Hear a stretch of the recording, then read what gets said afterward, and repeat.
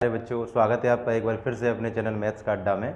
आज हम अपना एक नया टॉपिक लेके आए हैं, मैट्रिसेस। राइट, ये जो अपना 12th क्लास के अलजेब्रा है, अलजेब्रा का ही पार्ट है मैट्रिसेस, जिसका एक और हमारा चैप्टर होता है डिटर्मिनेंट। लेकिन हम पहले चर्चा करेंगे मैट्रिसेस के बारे में, उसके बाद कंटिन्यू अपनी सीरीज स्टार्ट होगी इसी तरीके से, जिसमें हम पूरा का पूरा 12th क्लास की मैथमेटिक्स के टॉपिक अपने कवर कराएंगे। राइट, तो कनेक्ट रहिए, कीप कनेक्टेड। राइट, चलिए सबसे पहले हम बात करेंगे कि इसके अंदर जो हमारी मैट्रिसेस का इस्तेमाल हुआ या फिर मैट्रिसेस का जो मेन थीम है, यानी कि हम इसको कैसे डिस्क्राइब करते हैं, किस तरीके से इसको रिप्रेजेंट कर सकते हैं, वो चीज़ डिस्कस करेंगे। सबसे पहले जैसे मान लो मेरे पास कोई भी जैसे ड्रेसेस का कलेक्शन अगर हम करना चाह रहे हैं। राइट, जैसे मान लो अगर हमें ड्रेसेस का कलेक्शन करना है तो ड्रेसेस हमारी जो अलग अलग पहनने के माध्यम होते हैं या उसके मीडियम होते हैं वो अलग अलग तरीके से होते हैं। जैसे कि मान लो मेरे पास पार्टी वियर की ड्रेस है, पार्टी वियर, तो पार्टी वियर की ड्रेसेस के अंदर बेसिकली अगर हम बात करें कि मेल के बारे में, तो मेल के अंदर पार्टी वियर की ड्रेस में सबसे पहले आता है सूट, है ना, और इसके साथ साथ आ सकता है हमारे पास जैसे कि ले सकते हैं इसके साथ साथ हम शेरवानी या Indo western type, Indo western अलग अलग तरीके के चल रहे हैं अपने पास। राइट, और इसके साथ अगर हम मान लो कि पार्टी वियर ड्रेस हो गई, अगर हम कैजुअल फॉर्म में जाएँ, घर पे जैसे पहनते हैं हम उसको कैजुअल फॉर्म, ठीक है ना, तो कैजुअल फॉर्म में बेसिकली जैसे अगर टी शर्ट्स होती हैं हमारे पास, टी शर्ट्स, लोवर हो सकता है, एज वेल एज नेकर हो सकता है, ठीक है ना। और अगर हम बात करें कि फॉर्मल ड्रेसेस के अंदर बात करेंगे हम, तो फॉर्मल ड्रेसेस के अंदर ट्राउज़र चलता है हमारे पास, और ट्राउज़र के साथ शर्ट चलती है, टाई वगैरह है, जो भी है। लेकिन एक इस ऑर्डर में हमें लेना होगा कि जिससे जो ऑर्डर है हमारा वो एक रेक्टेंगुलर मैनर बना रहे। कैसा मैनर बना रहे बच्चों? रेक्टेंगुलर मैनर बना रहे। अब उस रेक्टेंगुलर मैनर को बनाने के लिए, मेंटेन करने के लिए किस चीज़ों की ज़रूरत पड़े? ज़रूरी नहीं है कि मेरे पास एलिमेंट्स हों, कोई फंक्शन हो सकता है, कोई नंबर हो सकते हैं, ठीक है ना। इस तरीके से का जो भी अरेंजमेंट होता है उसको हम मैट्रिसेस बोलते हैं या मैट्रिक्स बोलते हैं, ठीक है ना। चलिए, तो इसके बारे में पहले हम जानेंगे कि इसकी जो हिस्ट्री है वो क्या है। सबसे पहले अगर हम चर्चा करें तो हिस्ट्री के अंदर इसकी एक J Sylvester was the first use to the word matrix. Matrix का सबसे पहले जो इस्तेमाल किया था वो जे सिल्वेस्टर नाम के मैथमेटिशियन थे, इन्होंने इस्तेमाल किया। और कौन सी ईयर में किया बच्चों? 1850 में। एंड लेटर, बाद में क्या हुआ, and later on the 1858 Arthur Cayley नाम के एक और साइंटिस्ट हुए जिन्होंने क्या दिया, develop the theory of mathematics, यानी कि मैट्रिक्स की जो थ्योरी है उसको डेवलप किया, उसको ड्राइव किया। राइट, अब आगे जाके सिस्टमेटिकली वे में इसको ड्राइव किया, है ना। इसके बाद matrices is the powerful tools in the mathematics and it is study to becoming the important day by day in the wide applications. अब मैट्रिसेस का इस्तेमाल क्या हुआ कि आगे जाके धीरे धीरे वाइड एप्लीकेशन, यानी कि अलग अलग तरीके से बहुत कई सारी जगहों पर इसका इस्तेमाल होना शुरू हो गया, ठीक है ना। अब इसके अंदर अगर हम चर्चा करें कि it is the branch of science, यानी कि इसके अंदर ये जो एप्लीकेशन है वो हमारा ब्रांच ऑफ साइंस, यानी कि साइंस की अलग अलग शाखाओं में इस्तेमाल होने लगा। और इतना ही नहीं कि अगर केवल साइंस की ब्रांच में इस्तेमाल हो, इसके साथ साथ इसके अंदर अगर हम बात करें तो बच्चों genetic engineering, economics, right, sociology, modern psychology and industrial management इत्यादि, यानी कि इन तरीके की अलग अलग जगहों पर मैट्रिक्स का इस्तेमाल होने लग गया। अब इस तरीके का इस्तेमाल होने लगा तो आगे जाके ज़रूरत पड़ी कि हाँ इसका ज़रूरत तो है। राइट, तो इसके लिए हमारे पास अगर आप आगे जाके इंजीनियरिंग फील्ड में जाओगे तो आपको भी ज़रूरत पड़ेगी, इसलिए पहले हम इसको सीख लेते हैं, ठीक है ना। तो डिटर्मिनेंट आज के अंदर बात करेंगे डेफिनेशन। तो सबसे पहले होता है a set of M N numbers, set of M N numbers, यानी कि एम एन नंबर हमारे पास एम इंटू एन की फॉर्म में कोई नंबर हो सकते हैं। अब एम इंटू एन की फॉर्म में उसको मैं आगे और डिस्कस करूँगा भी, एम और ये एन, ये चीज़ है क्या। राइट, अब एम एन नंबर्स कैसे हो सकते हैं बच्चों? रियल हो सकते हैं as well as complex number हो सकती है। और एक और ख़ास बात, इसके रियल और कॉम्प्लेक्स नंबर होने के साथ साथ इसके साथ साथ कोई फंक्शन भी हो सकता है, कोई फंक्शन भी हो सकता है, जैसे कि लॉग हो सकता है, एक्सपोनेंशियल फंक्शन हो सकता है, ठीक है ना, कोई ट्रिग्नोमेट्रिक फंक्शन हो सकता है, जरूरी नहीं है कि नंबर ही हो, ठीक है ना। इसके बाद हम बात करें तो उनको अरेंज करते हैं, arrange in the form of a rectangular array. जैसे कि अभी मैंने एक रेक्टेंगुलर एरे बनाया था ड्रेसेस का कलेक्शन से, वैसे ही नंबर्स का एक कलेक्शन किया और उनको अरेंज कर दिया रेक्टेंगुलर एरे। एरे का मतलब ये है कि आप अरेंज जब कर रहे हैं तो ऐसा नहीं कि आपने इस तरीके से 2 एलिमेंट ले लिए, ठीक है ना, इस तरीके से यहाँ 3 ले लिए, एक प्रॉपर फॉर्मेट होना चाहिए, ठीक है। इसके बाद अगर हम बात करें तो हैविंग एन एम रो, यहाँ पर एम जो है वो रो को रिप्रेजेंट कर रहा है। किसको रिप्रेजेंट कर रहा है बच्चों? रो को।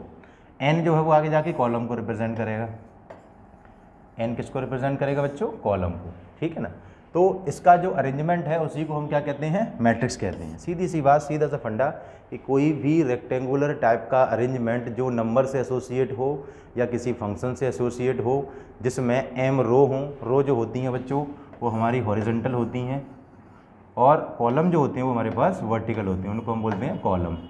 तो रो का और कॉलम का एक कोई भी रेक्टेंगुलर अरेंजमेंट जो किससे एसोसिएट हो? नंबर से एज वेल एज फंक्शन से, उस टाइप के अरेंजमेंट को हम मैट्रिक्स बोलते हैं, राइट। इसकी एक यूजुअल फॉर्म है बेसिकली, जिसके अंदर कोई भी एलिमेंट हमारे इन प्लेसेस पर हो सकते हैं। ये प्लेसेस डिस्क्राइब किए गए हैं, जैसे कि A11। इसका मीन्स ये है कि A11 का मतलब है कि 1 मतलब 1 यहाँ पर पहली रो है और दूसरे 1 का मतलब है कि पहला ही यहाँ पर कॉलम है, राइट। रो हमारी इस तरीके से चलती हैं हॉरिजॉन्टल एंड कॉलम हमारे इस तरीके से होते हैं वर्टिकल, राइट।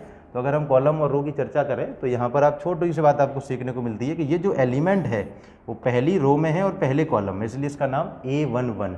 ए वहाँ पर कोई भी एलिमेंट हो सकता है उसके व्याप पर, लेकिन ये 1 इसकी क्या है? पोजीशन है, राइट। इसके बाद अगर हम बात करें कि A12 क्या है? 12 का मतलब है कि A1 का मतलब पहली रो और ये इसका सेकेंड कॉलम है, राइट। ऐसे रो वही है फर्स्ट और कॉलम हमारा चेंज होता जा रहा है, इसीलिए इनका इस तरीके से ऑर्डर हमने डिस्क्राइब किया है। तो लास्ट में जाके अगर हम चर्चा करें तो बच्चों रो हमारे पास इस तरीके से रो काउंट करेंगे तो रो को नाम दिया है हमने M, और कॉलम अगर हम काउंट करें तो कॉलम को नाम दिया है N। तो इसलिए हमारे पास इसका M क्रॉस N इसका ऑर्डर बन जाता है। यानी कि ऑर्डर ऑफ द मैट्रिक्स अगर आपको डिफाइन करनी हो तो सीधा सीधा ऑर्डर ऑफ द मैट्रिक्स आपको डिफाइन करनी हो तो उसका ऑर्डर होता है M क्रॉस N। अब M क्रॉस N यहाँ पर क्या है कि M equals to number of row and N equals to number of columns. Row का मल्टीप्लिकेशन बच्चों हम कॉलम्स में कर देते हैं तो हमारे पास उसका ऑर्डर आ जाता है। जैसे मान लो अगर मैंने यहाँ पर तो मेरे पास प्रॉपर डिफाइन नहीं है कि M कितना है, यानी कि रो कितनी है या कॉलम कितने हैं, राइट। जैसे मान लो मैंने इसके अंदर कुछ एलिमेंट रख दिए, ये हमारे पास 3 हमारे पास एलिमेंट ऊपर, 3 इधर नीचे, मैंने 3 इधर और ले लिए, 3 इधर और ले लिए। अगर हम काउंट करें तो बच्चों ये रो 1 2 3 एंड 4, तो ये मेरे पास रो 4 हो गई, राइट। और कॉलम हमारे वर्टिकली काउंट होंगे तो 1 2 3 and this is the column. तो 4 cross 3 this is the order of required matrix. इस तरीके से हम ऑर्डर को डिफाइन करते हैं। और साथ के साथ 4 क्रॉस 3 ही आपको लिखना है, ऐसा नहीं कि आप 4 क्रॉस 3 का मल्टीप्लिकेशन करके आपने 12 लिख दिया, ये गलत हो जाएगा, राइट। इसके बाद अगर हम बात करेंगे बच्चों इसकी बेसिक्स के बारे में बात करेंगे, जिसमें नोट पॉइंट हैं कुछ हमारे। सबसे पहला नोट पॉइंट है अपने पास कि if in a compact form, matrix की जो कॉम्पैक्ट फॉर्म होती है, मैट्रिक्स की जो कॉम्पैक्ट फॉर्म होती है वो हमारी इस तरीके की होती है, AIJ। किस तरीके से होती है बच्चों? AIJ और किसी स्क्वायर ब्रैकेट के अंदर बंद होगी, राइट। अभी इसके बारे में और बात बताऊंगा कि जरूरी नहीं है कि स्क्वायर ब्रैकेट हो, कभी कभी ब्रेसेस हमारे स्मॉल भी हो सकते हैं और दो जो मॉडुलस वाले साइन होते हैं उस तरीके से भी हम इसको रिप्रेजेंट करते हैं, right.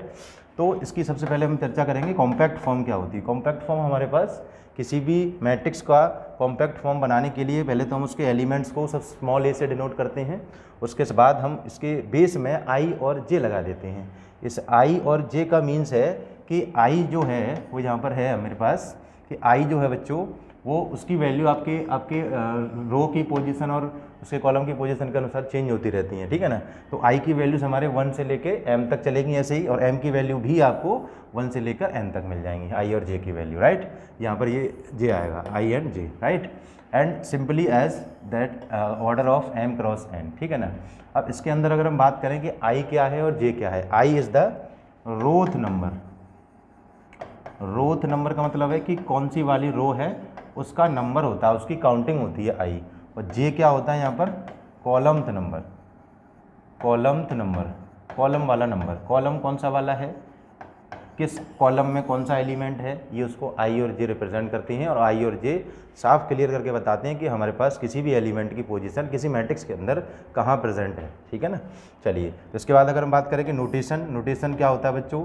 A matrix denoted by the capital letter. जैसा कि मैंने अभी यहाँ पर इसको डिनोट किया है एक कैपिटल लेटर A से, आप चाहें तो कैपिटल लेटर B से कर सकते हैं, X से कर सकते हैं, Y से कर सकते हैं। इस तरीके से आपके पास जो भी अल्फ़ाबेटिकल ऑर्डर है, अल्फ़ाबेटिकल लेटर है, आप किसी भी लेटर से आप इसको रिप्रेजेंट कर सकते हैं, राइट। ठीक, आगे अगर हम चर्चा करेंगे बच्चों तो इसमें हमारे पास एक और कुछ छोटे छोटे नोट पॉइंट हैं, जिसमें सबसे पहला है हमारे पास अब मैट्रिक्स में भी रिप्रेजेंट बाय द सिंबल।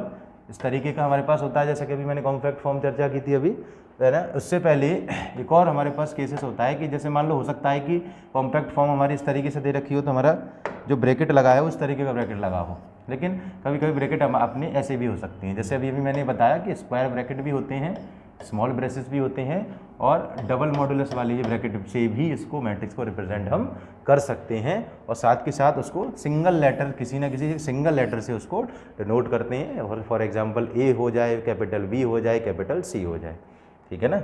और each number of entry in a matrix is called element. जो भी हमने अभी मैट्रिक्स बनाई है, या आप कोई भी मैट्रिक्स आप बनाएं, उसके अंदर जो भी एलिमेंट लिखे जाएंगे उन सब एलिमेंट्स को, या पूरी की पूरी एंट्रीज को एलिमेंट बोलते हैं, है ना। इन सबको हम एलिमेंट्स बोलते हैं। जो नंबर हो, या कोई फंक्शन हो, या किसी का नाम हो, जनरली कुछ भी हो, कोई भी अल्फ़ाबेटिकल लेटर हो, राइट, किसी को भी किसी भी टाइप का लेटर हो, किसी भी टाइप का फंक्शन हो, उन सबको हम किसका नाम देते हैं बच्चों? एलिमेंट्स का नाम देते हैं। उन सबको हम एलिमेंट्स के नाम से पुकारते हैं, ठीक है ना। आगे अगर हम बात करें the horizontal lines, horizontal lines जो हमारे पास इस तरीके से होती हैं, है ना, सरफेस जो होती है हमारी ज़मीन उसके पैरेलल होती है। तो हॉरिजॉन्टल लाइंस जो होती हैं बच्चों, that is called the element constitute to the row. Horizontal lines को हम रो कहते हैं, जैसा कि मैंने पहले भी बता चुके हैं, है ना। हॉरिजॉन्टल लाइंस को हम रो कहेंगे, and the matrix of the matrix and the vertical lines of the elements constitute the column of the matrix. यानी कि किसी भी मैट्रिक्स के अंदर जो हॉरिजॉन्टल लाइंस होती हैं इस तरीके से, उसको तो बच्चों हम रो बोलते हैं, और ये वर्टिकल लाइंस होती हैं उनको हम कॉलम्स बोलते हैं, ठीक है ना। आगे अगर हम चर्चा करें बच्चों की plural form of the matrix क्या होती है, plural form of the matrix होती है हमारे पास मैट्रिसेस। मैट्रिक्स की प्लूरल फॉर्म, यानी कि एक मैट्रिक्स है तो उसका नाम मैट्रिक्स देंगे, ठीक है ना। अगर एक से ज़्यादा मैट्रिक्स हैं तो उसको हम मैट्रिसेस बोलते हैं, ठीक। तो मैट्रिक्स की प्लूरल फॉर्म ही मैट्रिसेस होती है। तो कई कई जगह पर आप लोग मैट्रिसेस मिल जाती है, कभी मैट्रिक्स मिल जाती है, तो इस तरीके से आपको मिल सकती है, ठीक। अब हम आगे बच्चों बात करें कि अगर मान लो मेरे पास कोई एलिमेंट दे रखे हैं, जैसे किसी मैट्रिक्स आपको बनानी है, if a matrix has 12 elements, किसी मैट्रिक्स के 12 एलिमेंट्स हैं, राइट। तो उसके बाद क्वेश्चन है what are the possible orders it can have. इसके जो पॉसिबल ऑर्डर्स हैं वो क्या क्या हो सकते हैं। मान लो मेरे पास कोई मैट्रिक्स थी 12 एलिमेंट से बनने वाली, तो 12 एलिमेंट से बनने वाली अलग अलग मैट्रिक्स के ऑर्डर निकालने हैं। तो उसका सिंपल सा फंडा होता है कि जो भी हमारे पास एलिमेंट्स दे रखे हैं उनके आप फैक्टर करते जाइए। जैसे मान लो फैक्टर करूँगा तो पहला मैं 1 से डिवाइड कर सकता हूँ इसको, 1 से डिवाइड करेंगे तो बच्चों मेरे पास 12 टाइम चला जाएगा। एक पहला ऑर्डर हमारे पास ये आ गया, फर्स्ट टाइप ऑफ ऑर्डर, एक डिफरेंट टाइप की मैट्रिक्स। अब अलग और दूसरी बनानी है, तो अगर मैं मान लो कि इसका उल्टा कर दूंगा तो एक नई मैट्रिक्स और बन जाएगी, ये हमारा सेकंड टाइप आ गया, राइट। अगला अगर हम बात करें बच्चों कि 12 के फैक्टर और क्या हो सकते हैं, अगर मैंने 2 से डिवाइड कर दिया तो 6 टाइम चला जाएगा, ये मेरे पास एक और ऑर्डर आ गया, ठीक है ना, दैट इज़ थर्ड टाइप। अगर मैंने इस 12 के फैक्टर 3 से कर दिए, या फिर पहले इसको उल्टा ही कर लेते हैं, हल्की यार उल्टा कर दिया 6 क्रॉस 2, तो ये हमारे पास एक और मैट्रिक्स बन के आ गई। अगर मैंने 12 के फैक्टर कर दिए 3 से डिवाइड लगाया तो 3 से डिवाइड 4 टाइम जाता है बच्चों, तो ये हमारे पास 5वां टाइप आ गया, ठीक है। इसके बाद अगर मैंने इसी 12 के फैक्टर और उल्टा करके कर दिया, यानी 4 से डिवाइड लगाया तो 3 बार जाएगा, तो ये हमारा 6 टाइप आ गया। इसके अलावा अब मेरे पास कोई अनदर फैक्टर इसके होते ही नहीं है, क्योंकि मैंने 1 से डिवाइड लगा दिया, इटसेल्फ से लगा दिया, बाकी इसके अलावा 2 से लगा दिया, 3 से लगा दिया, 6 से लगा दिया, जितने भी लगने थे डिवाइड वो हमने इससे लगा दिया। यानी कि इसको जितने अलग अलग पार्ट में ब्रेक करके लिखना था वो हमने ब्रेक करके लिख दिया। तो हम कह सकते हैं कि मेरे पास टोटल 6 टाइप्स ऑफ मैट्रिसेस बन सकती हैं। अगर मेरे पास कितने एलिमेंट होते हैं किसी मैट्रिक्स के अंदर, 12 एलिमेंट्स होते हैं, राइट। इसके बाद अगर हम बात करें बच्चों कि अगर मान लो अगर हमारे पास जो मैट्रिक्स के अंदर एलिमेंट्स हैं वो 7 है, तो 7 से आप कितनी मैट्रिक्स बना सकते हो, तो 7 के फैक्टर केवल 1 क्रॉस 7 होता है, और एक और फैक्टर हमारा इसका उल्टा हो सकता है, दैट इज 7 क्रॉस 1। तो ये केवल 2 टाइप की हमारे पास मैट्रिक्स तैयार होती हैं, जिससे हम कोई अलग अलग टाइप की मैट्रिक्स बना सकते हैं, है ना। एक 1 क्रॉस 7 और 7 क्रॉस 1, अगर हमें 7 एलिमेंट दे रखे हैं तो, ठीक, राइट। चलिए आगे अगर हम बात करेंगे बच्चों कि इसके अंदर एक छोटा सा क्वेश्चन आता है, आर.डी. शर्मा की स्टार्टिंग में क्वेश्चन आपको मिल जाएंगे ऐसे, ठीक है, जिसमें आपको सबसे पहले क्या करना है, कंस्ट्रक्ट करनी है एक 2 क्रॉस 3 मैट्रिक्स, जो इसकी कॉम्पैक्ट फॉर्म होती है इस तरीके से, कॉम्पैक्ट फॉर्म में, and whose elements are given by, element जो बच्चों आपको इस तरीके से दे रखे हैं, ठीक है ना। तो सबसे पहले आपको 2 क्रॉस 3 की कोई मैट्रिक्स बना लेनी है ना, उसका नाम दे देना है ए, राइट। उसके अंदर सबसे पहले 2 रो होनी चाहिए और 3 कॉलम होने चाहिए। तो रो मैंने ऐसे बना ली 1 और ये 2, ठीक है। अब इसके अंदर कॉलम बनाए तो बच्चों मैंने 3 कॉलम बना लिए, राइट। इसके लिए इसकी पोजीशंस को, जैसे अगर मैंने यूजुअल फॉर्म लिखी थी, पहले उसकी यूजुअल फॉर्म को लिखना होगा। एलिमेंट्स को नाम देते हैं हम ए से, ठीक है। और ये पहली रो है, पहला कॉलम है, तो इसको लिखेंगे A11, ठीक। उसके बाद पहली रो है, सेकंड कॉलम है, इसको लिखेंगे A12। फर्स्ट रो है, थर्ड कॉलम है, तो ये A13, राइट। इसके बाद रो हमारी चेंज हो गई, कॉलम्स 1 है। रो अगर हमारे पास वही है, कॉलम सेकंड हो गया। रो हमारे पास वही सेकंड है, कॉलम लेकिन थर्ड हो गया। इस तरीके से इनकी पोजीशंस को लिख देते हैं। इसके बाद हम चर्चा करते हैं कि हमारे पास कॉम्पैक्ट फॉर्म इसकी, यानी कि आई और जे का अरेंजमेंट किस तरीके से करना है, कि इनको ऐड करके करना है। आई और जे का अरेंजमेंट हमें कैसे करना है, इनको ऐड करके करना है। अब ऐड करके करेंगे तो आई और जे की वैल्यूज़ हमारे पास यही हैं, यानी कि जैसे मान लो मेरे पास A11 निकालना है, तो 1 और 1, आई की वैल्यू पहली वाली जो है वो आई की वैल्यू है, और सेकंड वाली जो वैल्यू है वो जे की है। और इन वैल्यूज़ का क्या करना है, पहला एलिमेंट निकालने के लिए इन वैल्यूज़ का ऊपर दे रखा है, यहाँ पर ऐड करना है, प्लस करना है, ठीक है। तो मैंने प्लस कर दिया, 1 + 1 कितना हो गया बच्चों, 2 हो गया। मुझे अगला एलिमेंट निकालना है 1 2, तो मैं क्या कर दूंगा, आई के प्लेस पर 1 और जे के प्लेस पर 2, ठीक है।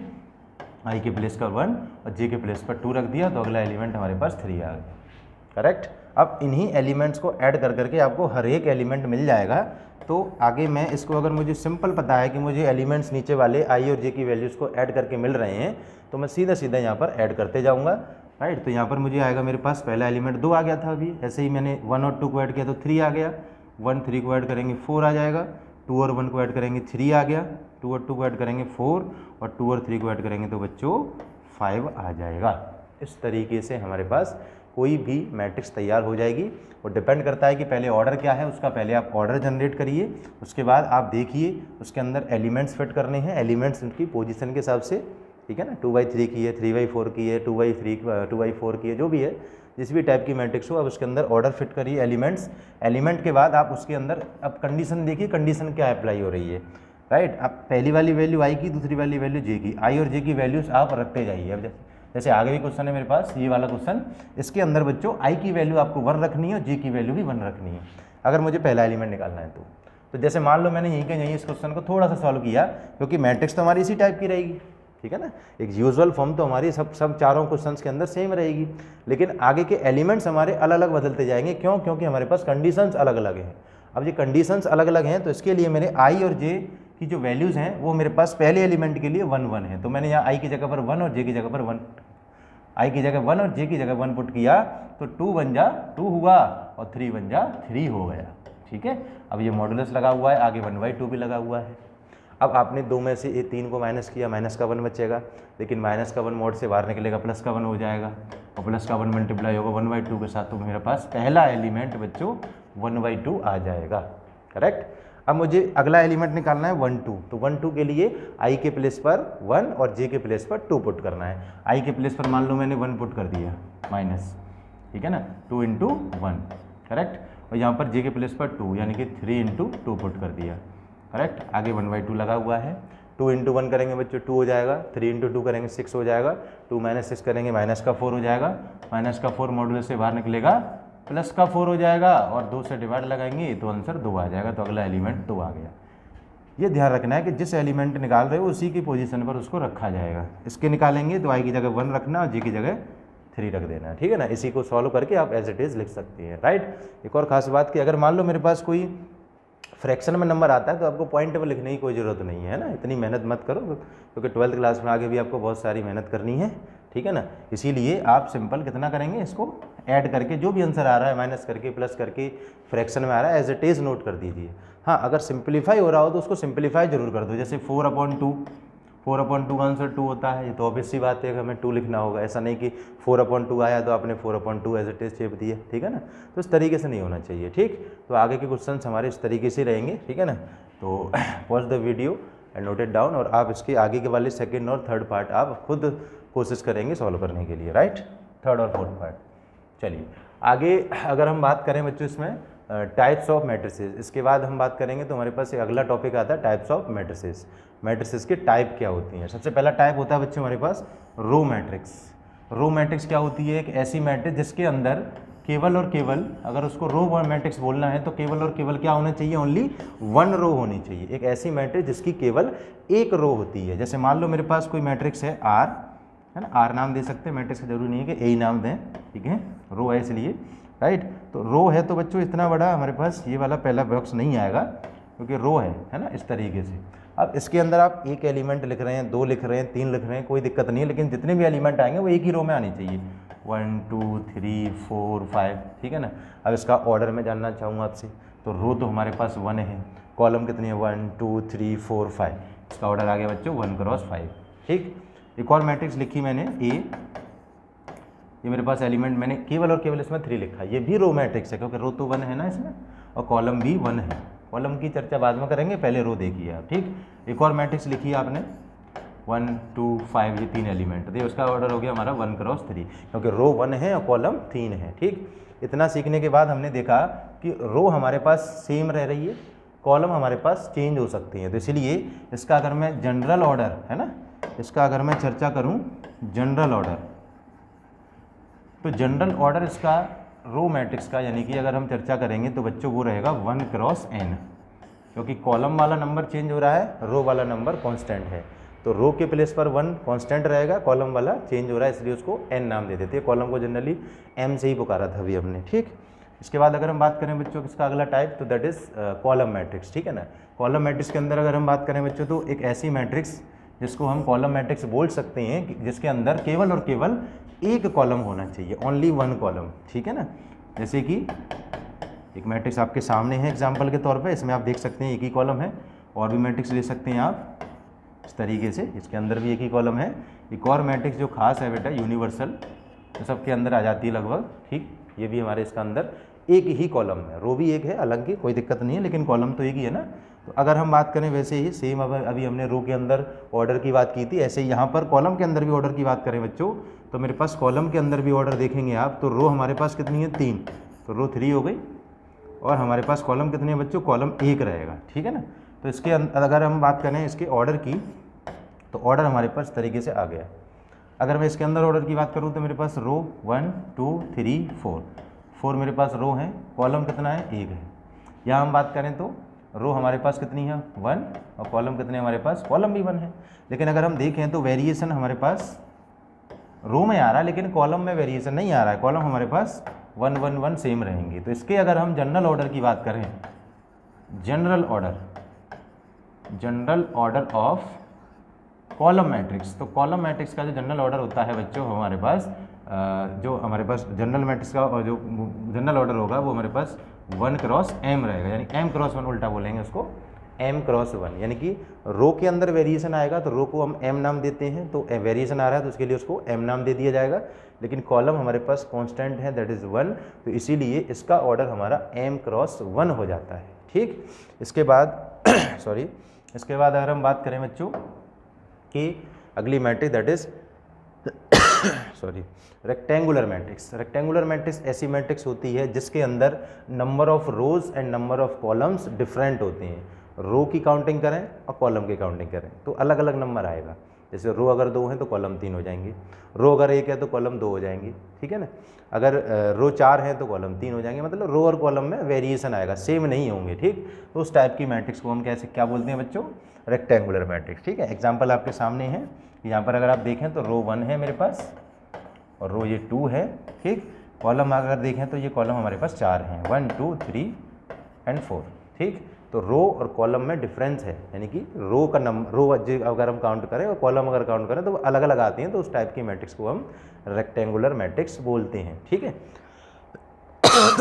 सॉरी, अच्छा m और n यहाँ पर डिफरेंट होते हैं, इस तरीके से भी समझ सकते हैं, m क्रॉस n, जो m हमारे पास नंबर ऑफ रो हैं और n हमारे पास नंबर ऑफ कॉलम जो है वो हमारे अलग अलग हैं, डिफरेंस हैं, ठीक है ना। इस वजह से इसको हम रेक्टेंगुलर मैट्रिक्स बोलते हैं, ठीक।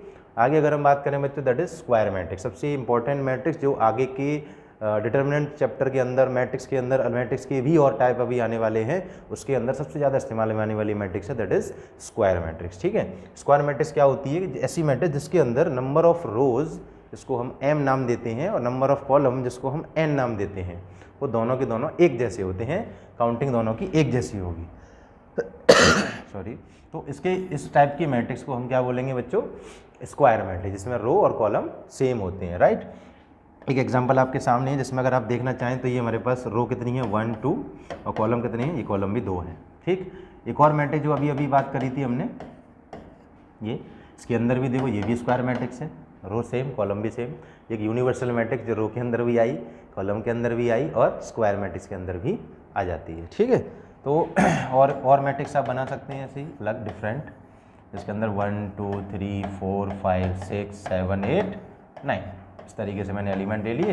इसका अगर ऑर्डर आप जनरल बनाएं तो ये 3 क्रॉस 3। अच्छा, इसका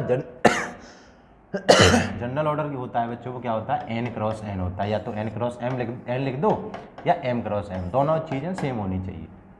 क्यों सेम होनी चाहिए, क्योंकि रो और कॉलम दोनों एक जैसे होते हैं, ठीक है। उसी मैट्रिक्स को हम स्क्वायर मैट्रिक्स बोलते हैं, राइट।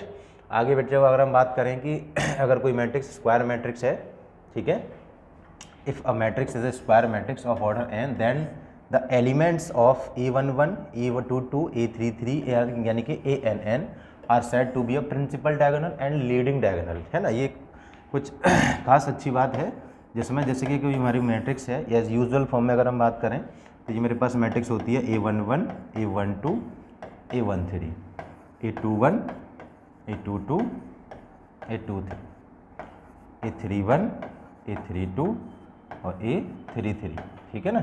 तो इसके अंदर जैसे ये सबसे पहले तो ये स्क्वायर मैट्रिक्स होनी चाहिए, कंडीशन तो ये है, तो कंडीशन ये है स्क्वायर मैट्रिक्स होनी चाहिए। तो इसके जो डायगोनल होंगे, इसको हम लीडिंग डायगोनल का नाम देते हैं या प्रिंसिपल डायगोनल का नाम देते हैं, वो हमारे पास कैसे होंगे, यानी कि इस तरीके के, यानी कि आई और जे की वैल्यू इसमें सेम होगी, उसी को कहते हैं प्रिंसिपल डायगोनल या लीडिंग डायगोनल, जिसमें आई की वैल्यू और जे की वैल्यू यानी कि आई और जे वाला नंबर जो है वो सेम होगा।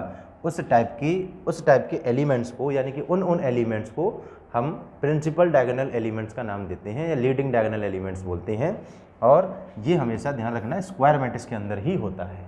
अब चाहे वो 3x3 की है या वो 4x4 की है, जैसे मान लो मैंने इसकी और थोड़ी सी बढ़त बढ़ाई है ना, जैसे मैंने कहा इसके अंदर एक और एलिमेंट इधर ले लीजिए, 1 4 हो जाएगा, ये 2 4 हो जाएगा, ये 3 4 हो जाएगा। अभी ये स्क्वायर तो नहीं रही, रेक्टेंगुलर हो गई, इसमें एक और नीचे से रो जोड़ दी जाएगी तो अब ये स्क्वायर बन सकती है। तो ये 3 के बाद 4 आ जाएगी, 4 2 4 3 एंड दैट इज़ 4 4। तो मेरे पास ये एलिमेंट भी डायगोनल एलिमेंट का काम करेगा। डायगोनल का मतलब प्रिंसिपल डायगोनल या लीडिंग डायगोनल एलिमेंट हमारे इस तरीके से काउंट किए जाते हैं, इस तरीके से कंसीडर किए जाते हैं, राइट। ये हमारे प्रिंसिपल डायगोनल एलिमेंट नहीं होते, क्योंकि यहाँ पर आई और जे की वैल्यूज़ डिफरेंट हैं, ठीक। सॉरी, आगे अगर हम बात करें बच्चों, तो अगला टॉपिक है हमारे पास डायगोनल मैट्रिक्स, ठीक है। जैसे कि अभी लीडिंग डायगोनल प्रिंसिपल डायगोनल की चर्चा हुई थी, तो डायगोनल मैट्रिक्स उसके बाद ही इसी का टाइप आ जाता है, यानी कि आगे का जो टाइप है वो हमारे मैट्रिक्स के ही टाइप हैं, और वो भी स्क्वायर मैट्रिक्स के टाइप हैं। जैसे कि अगर हम बात करें, सबसे पहले यहाँ पर पहले ही शब्द इस्तेमाल हुआ है अ square matrix, that is m cross m। अगर ऑर्डर हमारा सेम है तो स्क्वायर मैट्रिक्स होगी सेम, ठीक है। इस सेट टू बी डायगोनल, उस मैट्रिक्स को हम डायगोनल मैट्रिक्स बोल देंगे, किसी भी स्क्वायर मैट्रिक्स को, कब, जब उस मैट्रिक्स के अंदर लीडिंग डायगोनल एलिमेंट्स को छोड़ के बाकी सब डायगोनल एलिमेंट, बाकी सब नॉन डायगोनल एलिमेंट हमारे जीरो होते हैं, ठीक है। लीडिंग डायगोनल एलिमेंट्स को छोड़ के बाकी सब नॉन डायगोनल एलिमेंट्स जीरो होते हैं। Leading diagonal element non zero, other rather than zero, ठीक है। उस टाइप की मैट्रिक्स को हम डायगोनल मैट्रिक्स बोलते हैं। अब ये एलिमेंट हमारे अलग अलग भी हो सकते हैं, ये एलिमेंट हमारे सेम भी हो सकते हैं, है ना, ये डिफरेंट भी हो सकते हैं और सेम भी हो सकते हैं, ठीक है। इसके अंदर लेकिन जीरो नहीं आएगा, राइट। आगे अगर हम बात करें बच्चों स्केलर मैट्रिक्स, स्केलर मैट्रिक्स क्या होती है, एक ऐसी डायगोनल मैट्रिक्स, यानी कि इसमें डायगोनल मैट्रिक्स का इस्तेमाल होगा, और एक ऐसी डायगोनल मैट्रिक्स जिसके अंदर अगर हम बात करें जो प्रिंसिपल डायगोनल एलिमेंट्स थे वो हमारे सेम होंगे। अब चाहे वो 1 1 है, चाहे 2 2 है, चाहे वो 3 3 हैं, बाकी रेदर देन ऑल एलिमेंट्स हमारे 0 0 होंगे। जो principal diagonal main diagonal elements हैं वो हमारे पास, वो हमारे सेम होंगे, सिमिलर होंगे, एक जैसे होंगे, है ना।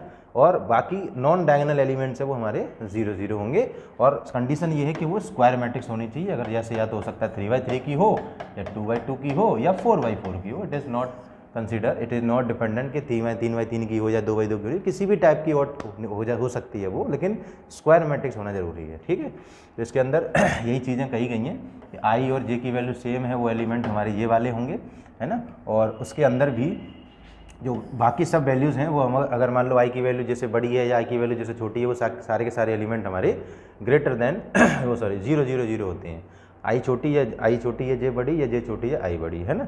ये सब एलिमेंट बाकी सब कैसे होंगे हमारे 0 होते हैं, राइट। बाकी सब उससे पहले जो मेन डायगोनल एलिमेंट्स होते हैं ना, इसको पकड़ो आप, मेन डायगोनल एलिमेंट्स हमारे पास वो सेम होने चाहिए, चाहे तो वो 2 2 हों और चाहे वो 3 3 हों। जैसे मैंने ले लिया 2 के बाद ऐसे 3 ले लिया, है ना। ये भी हमारी स्केलर मैट्रिक्स है, ठीक। तो स्केलर मैट्रिक्स के बाद अगर हम बात करें बच्चों यूनिट मैट्रिक्स और आइडेंटिटी मैट्रिक्स। यूनिट मैट्रिक्स और आइडेंटिटी मैट्रिक्स के अंदर क्या है, ये भी एक डायगोनल मैट्रिक्स है और स्क्वायर मैट्रिक्स भी है। इसके अंदर लेकिन खास बात ये है कि जो प्रिंसिपल डायगोनल एलिमेंट्स हैं वो हमारे 1 1 1 रहेंगे ऑलवेज, ये फिक्स है। इसके अंदर प्रिंसिपल डायगोनल एलिमेंट्स हमारे ऑलवेज 1 1 1 रहेंगे, इसीलिए इसका नाम हम क्या देते हैं बच्चों, यूनिट मैट्रिक्स और आइडेंटिटी मैट्रिक्स, राइट। यूनिट का मतलब इसके प्रिंसिपल यानी कि मेन डायगोनल एलिमेंट्स 1 1 है, rather than all elements are 0, ठीक है। तो इसके अंदर यही बातें की गई हैं कि a square matrix which is elements of the diagonal are main diagonal are 1 and the rest of all are 0 is called the identity matrix, ठीक है। तो a square matrix is said to be this and उसको हम इस तरीके से लिख पाएँ तो, यानी कि आई और जे की वैल्यू सेम होती है, आई और जे की वैल्यू इन सब की सेम होती है। उस केस में तो आंसर हमारा 1 आएगा, बाकी सब में अलग अलग होगी तो आंसर 0 0 आएगा। यानी कि एक छोटे से बॉक्स से आप पूरी मैट्रिक्स को डिफाइन कर सकते हो, ठीक है। इसके बाद हमारा नेक्स्ट टाइप आता है बच्चों, नेक्स्ट टाइप है बच्चों हमारे पास सिंगलटन मैट्रिक्स का। सिंगलटन मैट्रिक्स क्या होती है, एक ऐसी मैट्रिक्स जिसके अंदर केवल और केवल एक एलिमेंट होता है, सिंगल एलिमेंट होता है, नाम से ही पता लग रहा है। इसमें कोई एग्जाम्पल वाली बात है तो आप एग्जाम्पल ले लीजिए, कोई परेशानी नहीं होनी चाहिए। ऐसी मैट्रिक्स जिसके अंदर केवल एक एलिमेंट होता है उसको हम सिंगलटन मैट्रिक्स बोलते हैं, ठीक। इसके बाद अगर हम बात करें बच्चों अपर ट्रायंगुलर मैट्रिक्स, ठीक है। इसके बाद भी आती है एक और लोअर ट्रायंगुलर, इसी के जस्ट पैरेलल है, अपोजिट भी है, ठीक है। पैरेलल नहीं बोलेंगे, अपोजिट बोलेंगे। चलिए upper triangular matrix. Upper triangular matrix क्या होती है, एक ऐसी स्क्वायर मैट्रिक्स जिसमें प्रिंसिपल डायगोनल एलिमेंट्स के नीचे वाले एलिमेंट्स, प्रिंसिपल डायगोनल एलिमेंट्स को के जो बिलो देन एलिमेंट्स होंगे वो सारे के सारे 0 होंगे, यानी कि ऊपर वाले जो एलिमेंट्स हैं उधर हमारा नॉन जीरो होगा, बाकी नीचे 0 0 0, ठीक है। अ square matrix AIJ is called a upper triangular matrix. एक स्क्वायर मैट्रिक्स को अगर हम अपर ट्रायंगुलर मैट्रिक्स बोलेंगे, वो कब बोलेंगे, कब, जब AIJ की वैल्यू 0 होगी, और वो कब होगी, जब I की वैल्यू ग्रेटर देन J होगी। यानी कि ये एलिमेंट ऐसे होते हैं जहाँ पर I की वैल्यू ग्रेटर देन J होती है। जैसे मान लो इसकी पोजीशन है हमारे पास A21, इसकी पोजीशन है A31, इसकी पोजीशन है A32। यहाँ पर देख सकते हैं ये वैल्यूज़ I की हैं, ये वैल्यूज़ J की हैं। तो I is greater than J हमारे पास अगर होगा तो वो एलिमेंट हमारे पास 0 होंगे, बाकी सारे एलिमेंट हमारे नॉन जीरो होंगे। तो उस टाइप की मैट्रिक्स को हम अपर ट्रायंगुलर मैट्रिक्स के नाम से जानते हैं, राइट। इसका एग्जांपल आपके सामने है, कोई भी स्क्वायर मैट्रिक्स होनी चाहिए, कंडीशन ये भी है, और चाहे वो 2x2 की हो, चाहे वो 3x3 की हो, ठीक है। इसी के साथ साथ अगर इसकी अपोजिट मैट्रिक्स बात करें बच्चों तो that is a lower triangular matrix. Lower triangular matrix क्या होती है, एक ऐसी मैट्रिक्स जिसके अंदर अब यहाँ थोड़ा सा उल्टा वही हो जाएगा कि AIJ जो है वो 0 होगा, लेकिन कब 0 होगा, जब I की वैल्यू छोटी होगी J से। J की वैल्यू जहाँ बड़ी होगी, I की वैल्यू छोटी होगी, वो सारे एलिमेंट 0, ये एलिमेंट 0 हो गए, बाकी सारे एलिमेंट हमारे नॉन जीरो हो जाएंगे, ठीक है। ये बाकी सारे एलिमेंट हमारे नॉन जीरो आएंगे, यानी कि यहाँ नीचे हमारे नॉन जीरो एलिमेंट्स का नीचे ट्रायंगल बनता है, इसलिए इसका नाम लोअर ट्रायंगुलर भी पड़ता है, इसको हम ऐसे भी कह सकते हैं, ठीक है ना। बाकी हम ये भी कह सकते हैं कि जहाँ ऐसे एलिमेंट जिनके अंदर I की वैल्यू लेस देन होती है J से, उन एलिमेंट्स की वैल्यू 0 होती है, बाकी रेदर देन और एलिमेंट हमारे नॉन जीरो होते हैं, ठीक। ये हमारे पास टाइप था। इसके बाद अगर हम बात करें बच्चों नल मैट्रिक्स और जीरो मैट्रिक्स, जैसे ही नाम से अंडरस्टूड है कि ऐसी मैट्रिक्स जिसके अंदर ऑल एलिमेंट 0 0 हों। अब चाहे वो मैट्रिक्स स्क्वायर हो और या चाहे वो मैट्रिक्स रेक्टेंगुलर हो, कोई फ़र्क नहीं पड़ता, इस मैट्रिक्स को हम क्या बोलेंगे, नल मैट्रिक्स या जीरो मैट्रिक्स। अब मैंने ले लिया ये कोई ऐसे रेक्टेंगुलर मैट्रिक्स भी ऐसे इस केस में आ सकती है, ठीक है। लेकिन सारे एलिमेंट अगर किसी मैट्रिक्स के 0 हैं तो उस मैट्रिक्स को हम नल मैट्रिक्स और जीरो मैट्रिक्स के नाम से जानते हैं। आगे हमारा टॉपिक है बच्चों सब मैट्रिक्स। सब मैट्रिक्स क्या होती है कि मान लो मेरे पास कोई मैट्रिक्स है 5 3 2 4 1 6 8 1 3, है ना। ये कोई मैट्रिक्स जनरली मैंने ले ली, तो सब matrix is a part of a matrix, किसी भी मैट्रिक्स का ही पार्ट होता है लेकिन वो कैसे निकलती है कि अगर हमें कोई कॉलम या फिर कोई रो और कॉलम को डिलीट कर दिया जाए, हटा दिया जाए, तो बची कुची मैट्रिक्स जो होगी उसे बोलेंगे बच्चों हम सब मैट्रिक्स। इसको क्या बोलेंगे हम? Submatrix. ये B is the submatrix of A, क्योंकि ए के अंदर से निकल के आई है। ठीक है, कब निकल के आएगी? जब किसी भी एक कॉलम को, ये कॉलम है, किसी भी एक रो को डिलीट कर दिया जाए, हटा दिया जाए, तो बच्ची कुछ जो मैट्रिक्स बनी होगी वो हमारी सब मैट्रिक्स होती है। ठीक है, इसके बाद हमारे पास एक लास्ट एक छोटा सा टॉपिक और रह जाता है, इसके अंदर अगर हम बात करें equality of matrix, equality of matrices. Equality of matrices के लिए सबसे पहले इंपॉर्टेंट पार्ट है हमारे पास कंपेरेबल, है ना, कंपेरेबिलिटी, है ना, कंपेयर करना। दो मैट्रिक्स को सबसे पहले हम कंपेयर करेंगे, यानी कि इसको कंपेरेबल मैट्रिक्स बोलेंगे। कंपेरेबल मैट्रिक्स बोलने के लिए इसके लिए सबसे पहले ऑर्डर विल बी सेम। क्या होना चाहिए बच्चों? Order will be same. अगर दो मैट्रिक्स का ऑर्डर सेम है तो that is can be comparable matrix, यानी कि दोनों मैट्रिक्स आपस में कंपेयर हो सकती हैं, राइट। लेकिन अगर उनको इक्वल मैट्रिक्स बोलना है तो कंपेयर करने के लिए सबसे पहले तो ऑर्डर हमारे पास सेम है। जैसे ये मैट्रिक्स मेरे पास ए है, दूसरी मैट्रिक्स मेरे पास बी है, उसका ऑर्डर भी सेम है, तो ये दोनों A and B are said to be comparable matrix, right. इसके बाद अगर हम बात करें तो इसके अंदर जैसे मैंने एलिमेंट लिए 2 3 4 5, तो सेम इसके अंदर करस्पॉन्डिंगली वही एलिमेंट सेम होने चाहिए, तब ये दोनों मैट्रिक्स हमारी इक्वल मैट्रिक्स बोली जाएंगी। मान लो किसी क्वेश्चन में क्या होता है कि कोई मैट्रिक्स हमारे पास पहले से दे देता है कि जो दोनों मैट्रिक्स हमारे पास इक्वल मैट्रिक्स हैं, राइट। और इसके अंदर वो पूछेगा कि मान लो आप z की वैल्यू बताओ, है ना। दूसरा मान लो इधर एक और क्वेश्चन आ सकता है हमारे पास, इसके अंदर एक और वैल्यू बताओ, आप x की वैल्यू बताओ। तीसरा एक और क्वेश्चन डाल दिया उसने, मान लो कि आप मुझे y की वैल्यू भी बता दीजिए, ठीक है ना। तो अगर वो कहेगा if a equals to B, यानी कि a और b अगर दोनों मैट्रिक्स हमारी इक्वल मैट्रिक्स हैं, तो a की और b की मैट्रिक्स हमारे पास अगर इक्वल हैं तो दोनों के अंदर जो करस्पॉन्डिंग एलिमेंट्स है वो कंपेयर हो जाएंगे।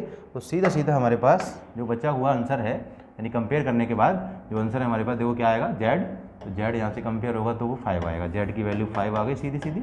यहाँ पर y जो है बच्चों, y की वैल्यू सीधी सीधी कंपेयर करेंगे तो y की वैल्यू 3 आ गई, एंड x की वैल्यू कंपेयर करेंगे इस एलिमेंट से तो x की वैल्यू 2 आ गई।